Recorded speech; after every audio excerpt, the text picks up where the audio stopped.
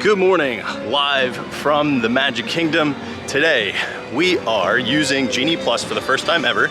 It broke on me at 6 a.m. I couldn't even add it to my Disney Experience in-app. It took me all the way until 7:15, and I had to use a different credit card than the one that I normally use for our mobile orders, which is just so weird. But here we are today.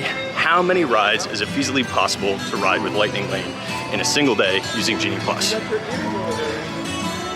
First shot, we're gonna head over to Splash and see if we can get on Splash or Big Thunder with no wait.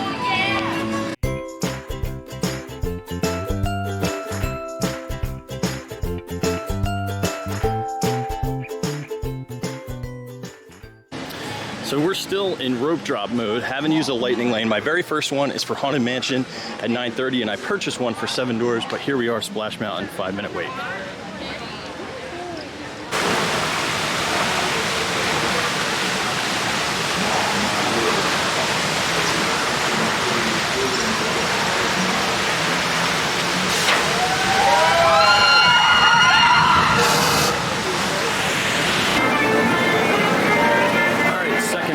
This is not a Lightning Lane either. Big Thunder with 5-minute standby line. So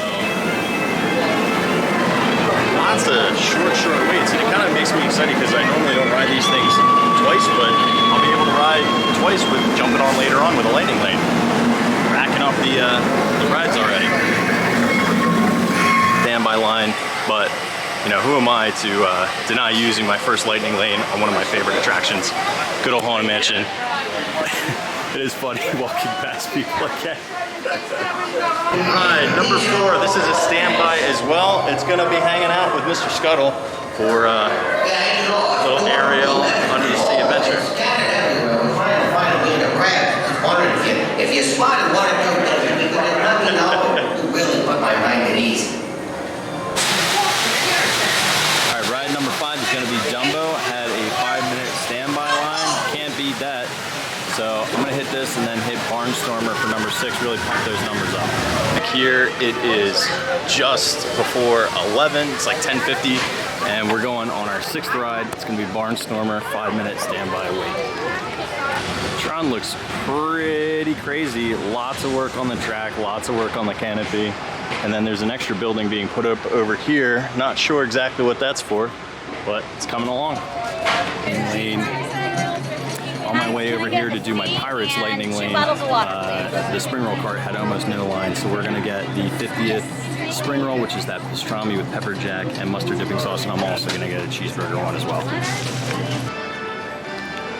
So here we go, 1 pastrami, 1 cheeseburger, a mustard dipping sauce, and some other sort of dipping sauce. Let's get into it. Plus, how cool are these e-ticket, you know what, I don't know any of the other B-ticket, E-ticket, what's that one? D-ticket? So cool. So, there was no line, so I had to stop at the spring roll cart to grab one of my favorites, the cheeseburger, and then this pastrami one. So let's try the pastrami first.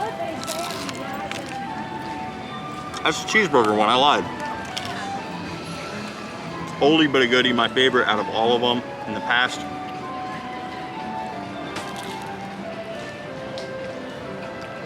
Oh, that's like a,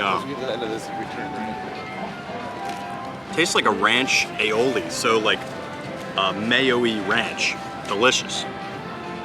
And I've rated them before, but they were high up there in the 4s.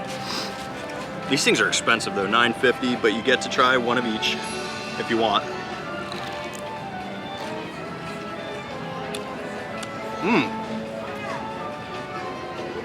This Dijon mustardy sauce is a little bit overpowering, so you will notice that that is gonna really overtake the flavor in here. So I'm gonna go with nothing. I mean, it smells like a great pastrami sandwich from like a Jewish deli in New York. That's good.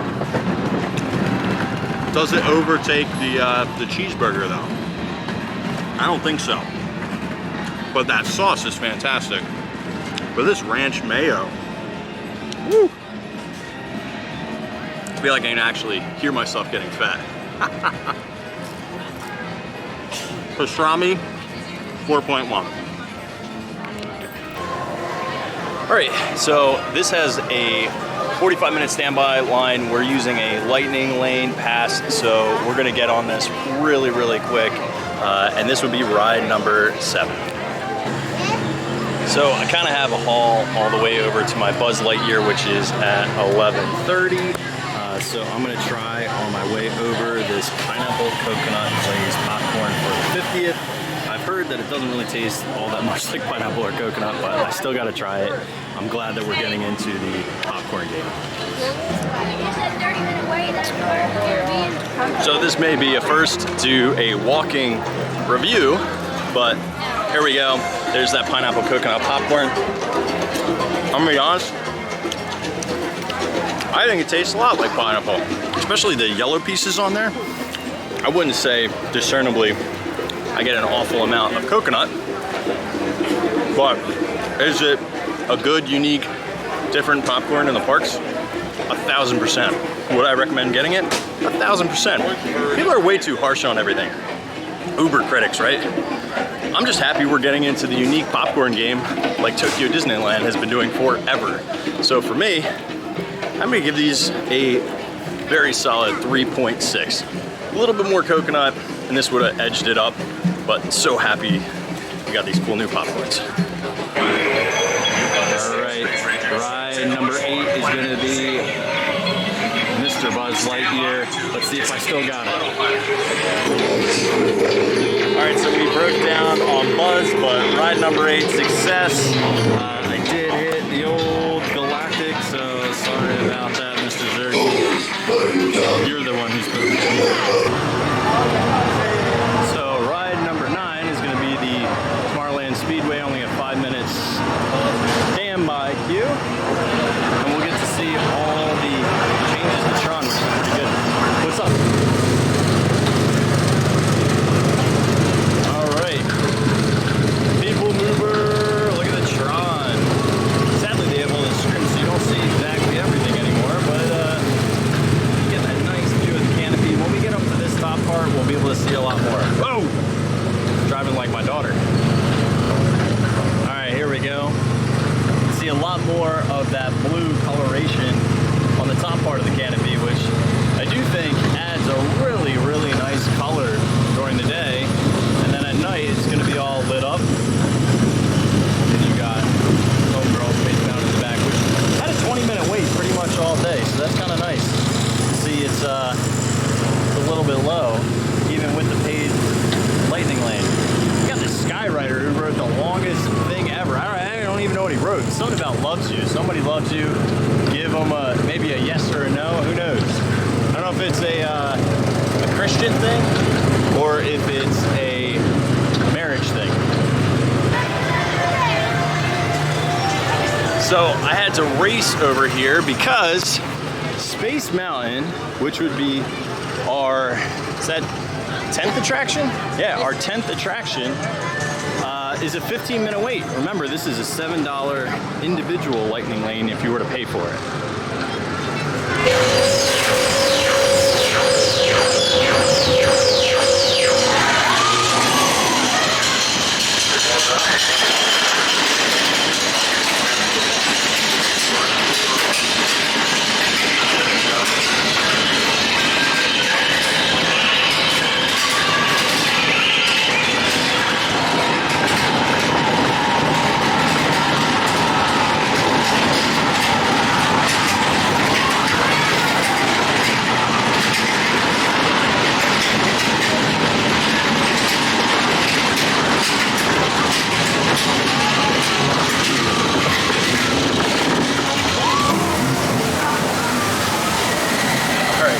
Number 11, Splash Mountain for the second time.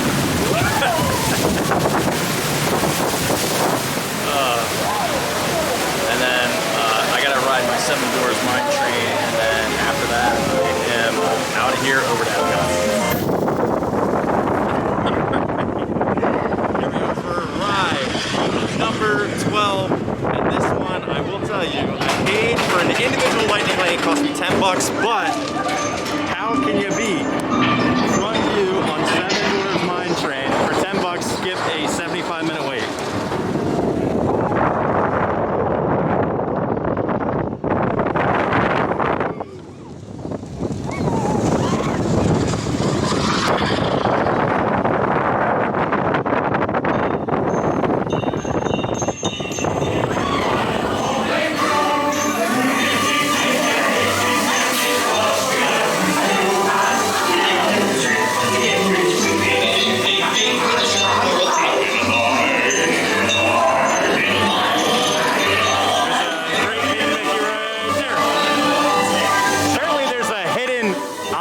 Up here too. I've never seen it. It's apparently on I don't know, it's up here somewhere.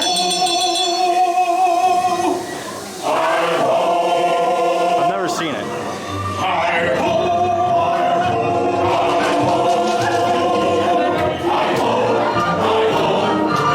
Now y'all can take as many pictures as you like. Yes, they do have their trucks on, everyone. Totally lucked out, just refreshing to get a lightning lane, but here we go. One of the hardest lightning lanes to get.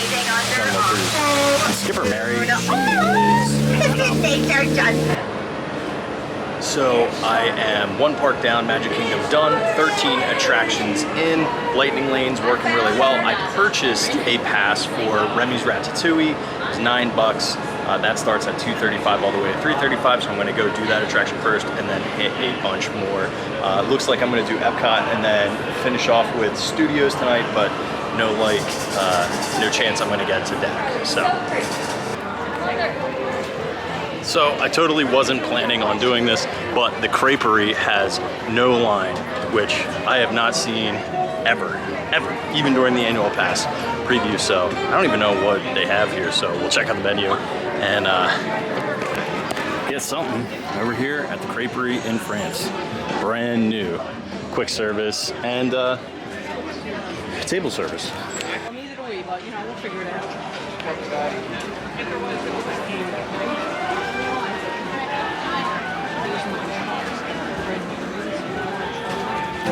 So this is the house-made chocolate hazelnut spread crepe from the creperie over here in the France Pavilion. And this took like 2 seconds. I'm so stoked to try it. I want to try the salmon one they have inside. So pro tip, there is a menu inside. The most popular savory crepe outside is the brie cheese. And then the most popular one of the sweet is going to be this hazelnut, and it's good. It's a nice serving. I think cost-wise, that was $7.95. I'd like to try the butter and sugar. I know that sounds weird, but I used to love having just white bread with butter, cinnamon, and sugar when I was a kid, so I think I would really like that.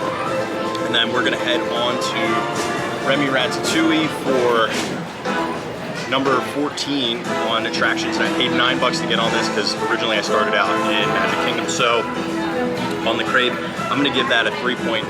Could be better. It's a little pricey. I don't know if I get it again. If you've never experienced Remy, it's absolutely incredible. And here we are for attraction number 14. Paid $9, totally worth it.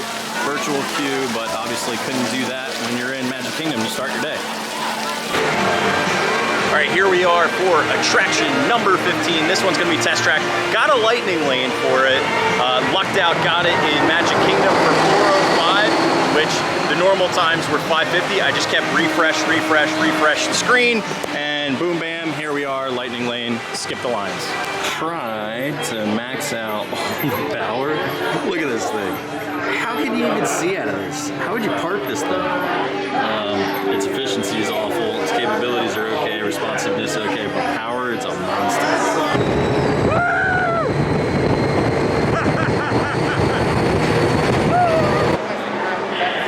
Alright, we are on attraction number 16. It is Soarin'. There's only a 10-minute wait, but I figured why not use a lightning pass anyway, or as I call it, curving around the world. Who's a fan of those Eiffel Towers? All right, let's go. So over here at sunshine season, I got something completely different for dinner. This is the vegetable korma, which is a tofu chicken with jasmine rice and a bunch of other veggies. Looks like peas, carrots, onions, and cashews. And then this Remy Ratatouille rat cheesecake. This is my cheese rat. They were sold out of this before, so I'm excited to try it. So we're gonna try this vegetable korma first, which very healthy portion of it.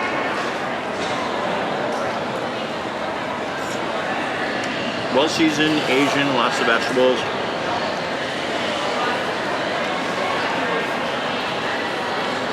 The fake chicken has like kind of a little bit of a texture and a chew to it, but still I think it's pretty good. Lighter option, it's only $8.99. Doesn't come with a side or a drink though. Although you can always get cups of water here for free. Jasmine rice is perfect. I don't know if I'd get this again, even though it's really nice and light. I'm just not a crazy fan of just, I don't know, it's like all got strange textures together. It all feels undercooked. Oh, slop. I'm gonna go at 2.3. I'm gonna have to experiment with more things that come over the jasmine rice. And then there's that Remy cheesecake on the back. It's got like little cheese cuts. And this is a cheesecake.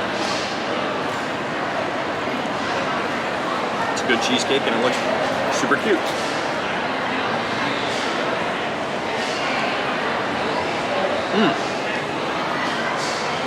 That's a really well executed, highly themed, spot on flavor of cheesecake. A little bit lighter, more of a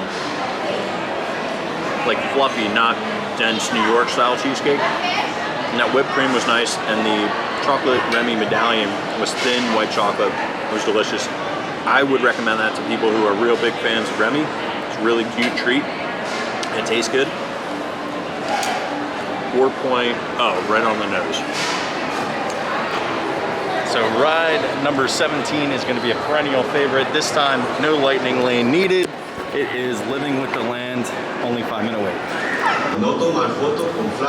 One of my favorite parts over here, right? So remember I talked about that volcano? Well, look, there it is erupting. So yeah, that's the land being formed from volcanic eruption. Oh, I love this ride.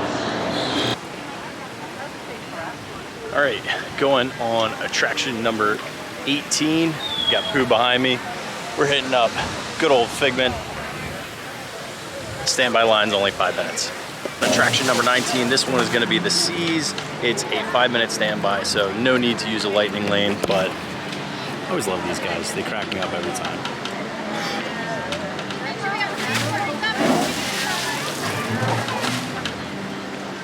Can I get a little mine? I don't feel like performing.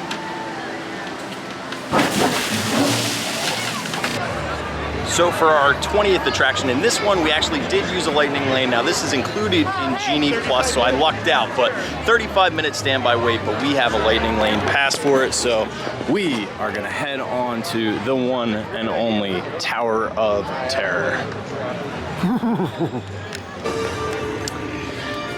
Okay, so you guys missed it. I went on attraction number 21 because I was live on This Diz Life podcast, 7:30 p.m. every Wednesday. New show called The Rad Tea Party. I am your Rad Hatter, but I missed recording because we were live streaming at the time. So that was attraction number 21. I am over here in Toy Story Land to try to get on a few more rides. So it looks like this is gonna be the last attraction, so 22 rides. There's a 40-minute line for this, but I couldn't justify finishing off on Toy Story Mania.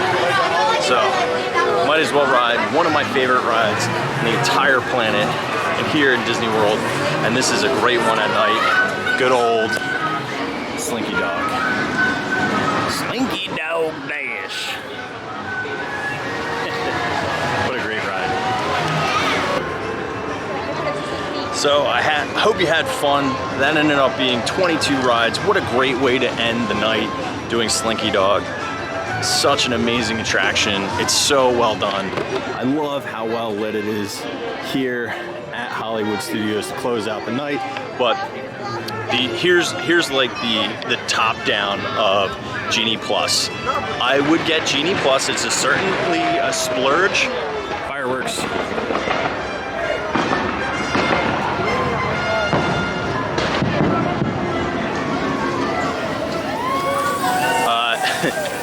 I would get Genie Plus, however, I would only get it for Hollywood Studios and Magic Kingdom days. And then a la carte rides, I'd buy Rise of the Resistance, I would buy Flight of Passage, I would buy Remy's if you're not getting a virtual queue for it. I do not think that Frozen is worth it. I don't think Mickey and Minnie's is worth it. I don't think Space Mountain is worth it. Seven Dwarfs Mine Train, buy that one too. There's a lot of goofiness to the system.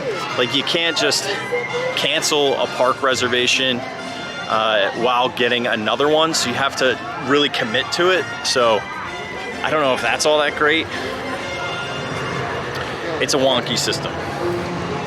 It's still better than nothing, and I was able to get on a lot of attractions. 22 attractions in a day is pretty amazing. Walking on a Seven Dwarfs Mine Train for 10 bucks, totally worth it. It was a 75-minute wait, but it's gonna add up a lot really quick for a family. So, you know, you're gonna have to weigh the pros and cons and budget out effectively if you are gonna make Genie Plus a part of your trip. I would always buy a Rise of the Resistance though, if that is a must-ride attraction. Excuse me, had a 2-hour wait all day, so totally worth that. All right, thanks for watching. As always, check out walruscarp.com for all of your snacks and funny Disney unique merch, including our Curving Around the World, which people really enjoyed. I got so many compliments from the cast members. So, see you later, Hollywood Studios. What a great night. And we did the live stream too. The Rad Hatter, remember 7 p.m. Eastern Standard Time every single Wednesday on This Diz Life podcast on YouTube. See you guys.